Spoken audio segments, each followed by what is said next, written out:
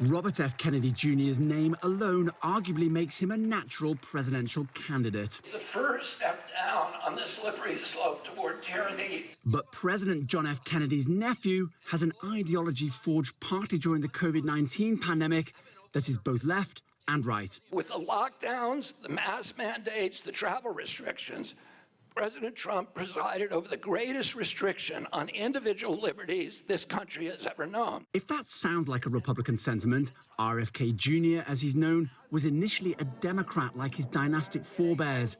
Ask not what your country can do for you, But is running for the White House as an independent. I don't recall any part of the United States Constitution where there's an exemption for pandemics. His message should appeal to the Libertarian Party convention, whose delegates prize small government and fear any infringement of individual liberties. There's always a reason why right now the rights are an inconvenience that we can't afford. It was civil rights protests and the Vietnam War protesters in the 1960s.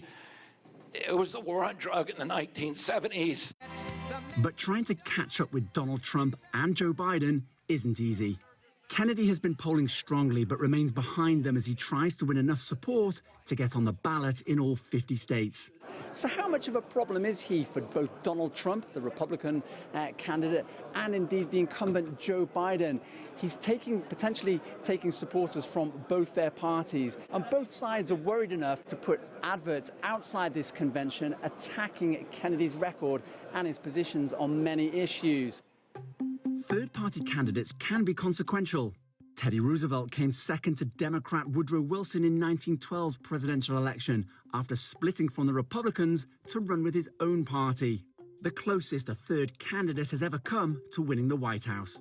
And Green candidate Ralph Nader may have won less than 3% of the popular vote in 2000, but he was blamed for splitting Democrats. Thank you. Al Gore losing to Republican George W. Bush in an election so narrow, the Supreme Court had to call it. Despite some obvious support for Kennedy here, the Libertarians chose their own candidate. We have two sides of a rotten coin. We have the illusion of choice, but we don't really have choice. And we get an independent in, we bust it open. This is our convention.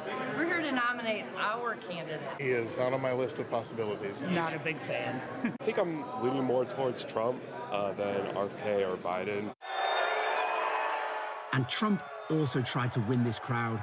If I wasn't a libertarian before, I sure as hell am a libertarian now. But also failed to win this convention. Maybe you don't want to win. And yet ultimately a loss here is potentially more costly for RFK Jr. as he tries to shake up an already turbulent election. Owen Fairclough, CGTN, Washington.